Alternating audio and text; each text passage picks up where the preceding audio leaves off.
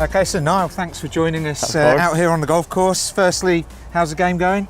Game's going all right, yeah. It's very windy out here today. Yeah, a bit tricky. It's a different course in this wind. Yeah, see whether the players get it for sure. Oh, wow, yeah. But it's the rough is the highest I've ever, and the thickest I've ever seen it around here. But great day all in all.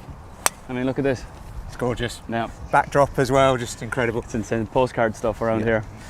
So I just want to talk about golf initially. Like, how did you get into the game? I mean, it was, for someone my age to get into the golf, it was pretty easy. You know, I was watching Tiger on a Sunday night. Yeah. You know, and you know, being a young kid and impressionable, and also having lots of great Irish golfers at the time as well, with Harrington and Clark and McGinley and all the guys. It was very easy for me to get into the game, and then I joined my local golf club when I was 12 maybe. Right, okay. With two of my mates when we left primary school, and then just would spend the summers just 36 a day out at the golf club, competitions on a Tuesday and a Thursday, and then that was it. I was in. Completely got the golf bug. Yeah. Yeah, nice.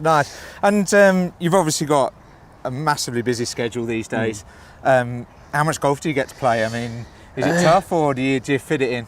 It's year dependent. If I'm making an album, I've got maybe a little bit more time to do so. If I'm on tour, I try and play as much as I can on tour. Yeah. Different countries, different cities, on a daily basis. So I probably play my most golf when I'm on tour. Yeah. But when I'm doing other types of stuff, promotional stuff, I don't really find the time to do it. So sometimes I could play once a month, sometimes I could play once every 6 weeks, or I could be playing 3 times a week. It's kind of up in the air. Brilliant. Well, you've absolutely smoked, excuse the pun, but smoked that drive down there. It was awesome. This driver is insane. I'm really enjoying it. So, no, I mean, clearly you're really passionate about the game, and that led you to start Modest. Can you talk a little bit about that and, you know, and why you did it? Yeah. I guess being around golf a lot, having friends who played the game professionally, spent a bit of time around the tour, and just seeing a lot of really, really young guys. Yeah. You know, and I just thought to myself, well, I'm a young guy who has great management, and you know, I feel like you could easily transfer a music management company over to a sports company. So, because we have everything in house, you know, when it comes to travel and commercial and all that kind of stuff outside of the game. Yeah. And just my passion for the game, I always felt like, wouldn't it be great to, you know, if we were to have a win or two, you know, to say that you were a small part of, you know, small cog in the thing. So it's been great, you know, to watch it grow over the last 6 or 7 years, and have all these wins that we've had, and watch our players do great stuff. Fantastic. And you've been part of Team Callaway for a little while now. But one thing I would say, you know, you talk about your management company and the tournament you have, and growing the game with the ISPS Handa World Invitational. You know, we believe that in that as well as Callaway. We've invested in Top Golf and Top Trace. You know, how important, how passionate are you about growing the game, making it as inclusive as possible? Yeah, I mean, I feel like Callaway are, you know, streets ahead when it comes to initiative and stuff like that. Like things like Top Golf. Like anywhere I go when I'm on the road, I'm always at Top Golf or something like that. It's such a great way for people to get into the game, you know, before they come out and try a course, and it's good fun.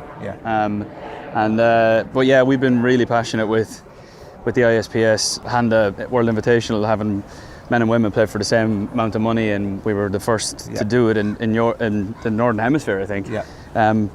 So that's watching that grow year on year, and the prize fund get bigger has been a really cool feeling. Again, knowing that you've been a part of that, and seeing happy faces around the place. I mean, it's an incredible initiative, and great to get it over the line and get it done. You've hit a nice shot in there. Time to go and hold the putt, I think. Fingers crossed. This is where it gets a bit risky. You can do it.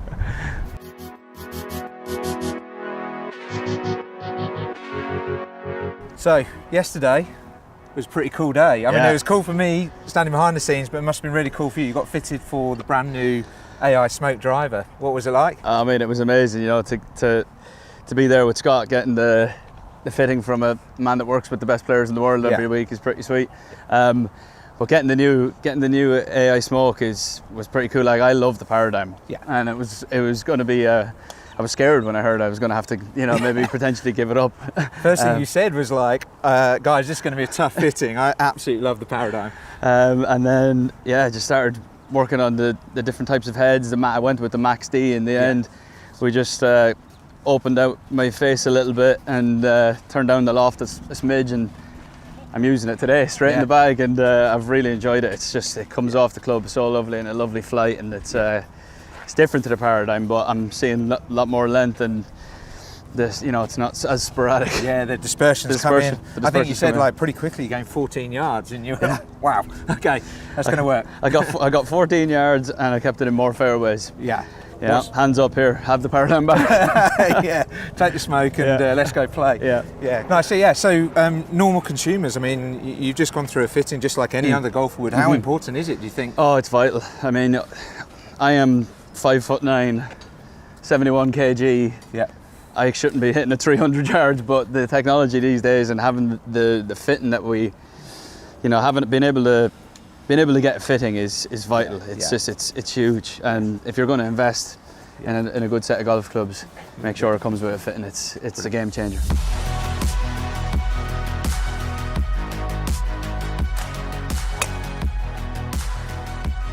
So another good drive there, which was good to see. Yes. Yeah, still working. Still works. Wanted to talk to you about your tour. You've got a world tour coming up. I mean, 76 dates, I believe. Yeah, I think it's 76, and I think it's going up. Yeah, it's going to be a crazy, amazing year. I haven't toured. I was meant to tour in 2020. Yeah. Obviously, we had the pandemic, so I haven't toured really in 5 years. Yeah. Minus a few festivals that I did this year. But I'm very excited to get into the arenas, put on the show that I've always wanted to put on. Yeah. Just exciting times. Yeah, something you live for, touring rights. Singing live. I love it. It's the one part of the music industry that is exactly like I thought it would be when I was a kid, and I just love getting up there every night. Different places all over the world. Different cultures, different types of people. It's pretty cool. And you get back home for a little bit as well, do you? So you got a few dates? Yeah, exactly. Yeah, I'm playing 2 days in Belfast and 3 nights in Dublin. So that's a great way to kickstart the tour. Very much looking forward to it. I always get a great reception when I go home, and it's a nice feeling. Yeah. And in terms of, we talked about the golf, and you get to play a bit when you're touring. Have you got anywhere marked out? Like, you're going all over the world. Have you got a course ready? You're like, I'm looking forward to that one. Do you know what? I'm very lucky when I'm on the road, and lucky enough that I know a few of the lads on tour, and I get to play some really cool courses. The one I've really want to play is Royal Melbourne, so if I make it down there, I'd love to. I'm spending a few days playing the Rod Laver Arena down there, so I'd love to play Royal Melbourne at some point. That'd be pretty cool. That sounds that sounds like it should be right at the top of the bucket list. Yeah, correct. So Niall, just thought we'd finish off with a real quick fire question round. All right, hit me. So we'll start off golf, and then we'll get a bit more difficult. Right. But so this is one thing for the rest of your life. So one golf course for the rest of your life, what would it be? Augusta National. If you're lucky enough to get to play there, why not, eh? Yeah. One golf hole for the rest of your life. Wow, that is a question and a half. 13 at Augusta. Yeah, there you go. Great choice. One golf club for the rest of your life. One product. The new Smoke, to be honest with you. That's a good answer. Driver's always been my favourite club in the bag, and this thing is a beast. Brilliant. One playing partner. That's tough. You might get yourself in trouble. Tiger Woods. There we go. One city for the rest of your life. Melbourne. One home cooked meal. My granny's stew. One drink. Guinness. One movie. Wow. Step Brothers. Nice. One album. Rumours, Fleetwood Mac. And one song. The Chain. Top man. Thank you very much for your time. Appreciate it. Thanks very much. Have a last couple of holes. Great couple of holes. Enjoy it. I will do. Thanks very much. I'll see you later.